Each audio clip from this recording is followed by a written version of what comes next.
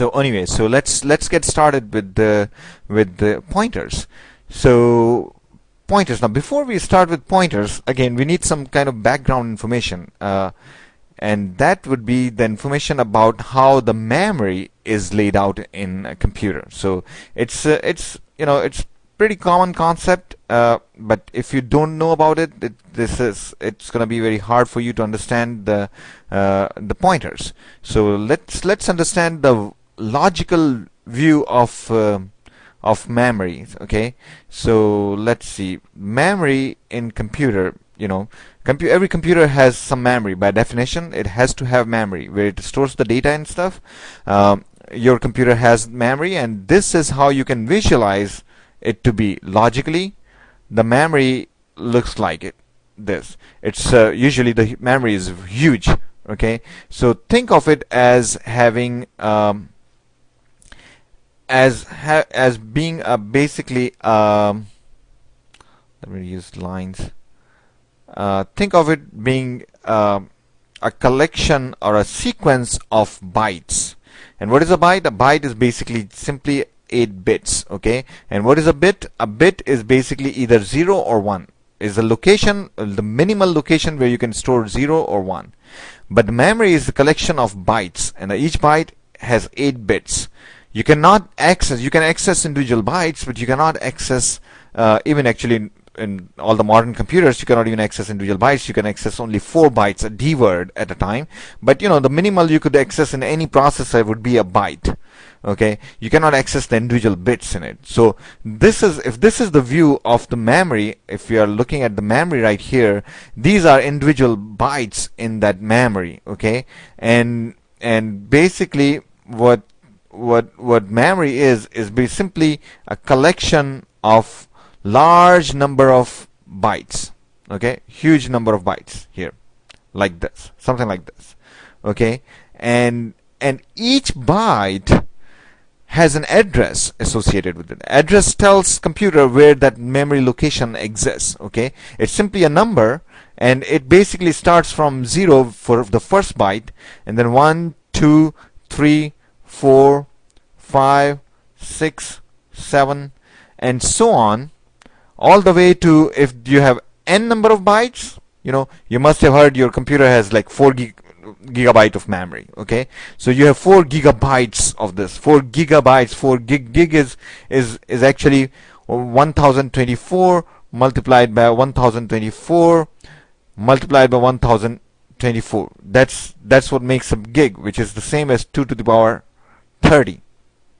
Okay, that's a big number. It's roughly approximately equal to 1 billion.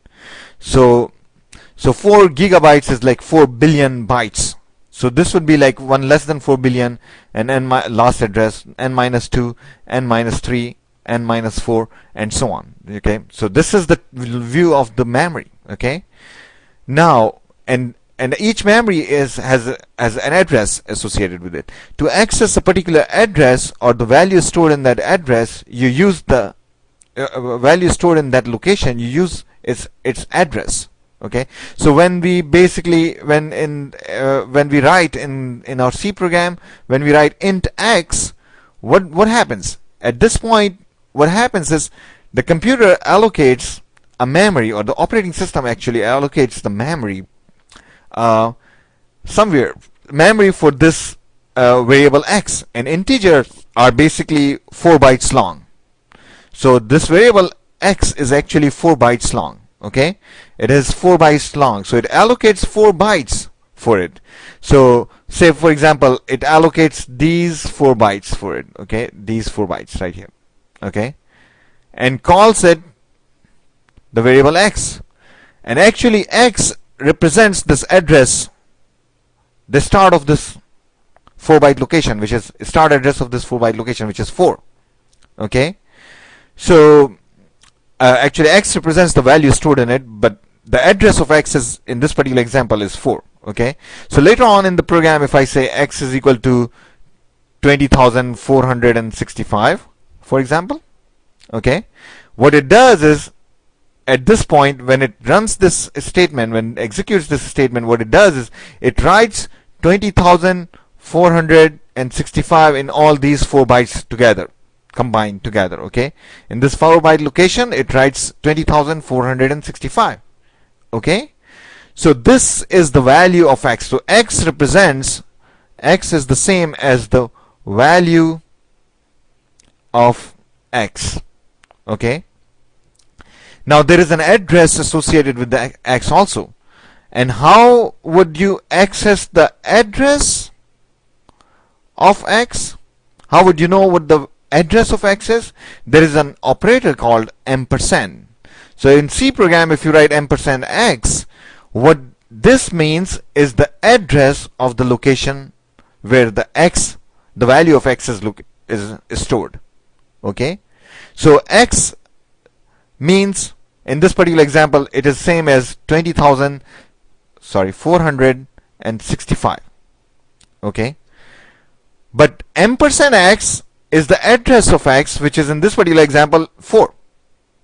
Usually addresses are also very huge. They are not like 4, 5, 6, because in the beginning of the memory is already filled up with special things. Okay, so when by the time your program runs, all this memory is already filled up. You get to run somewhere in the middle of the memory, and this address is a huge number. It's not a small number, but just for our example's sake, we are thinking that the address is 4. Okay, so ampersand x represents the address of x, and which is 4. Okay, now in C there is a concept of pointers.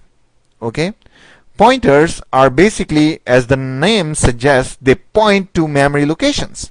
Okay, they can point here, they can point here, they can point here.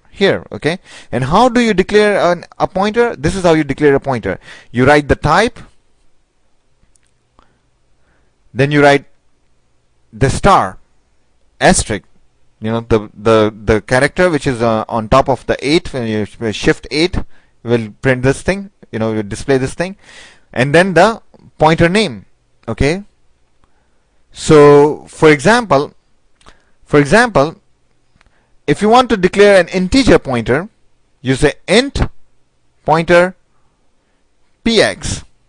Okay, you can name it anything you want. Okay, I tend to write p before some name, whatever name I choose. I write p so that I can, just by looking at it, I know that it's a pointer. Okay, and then if you have a variable called x, you declare it like this, and then what you could do is you could say px is equal to the address of x.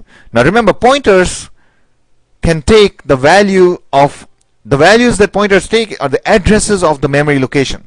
Okay, so you can say px is equal to address of x. Okay, and what it would mean is that the value of px, now think of the visualized pointers like this.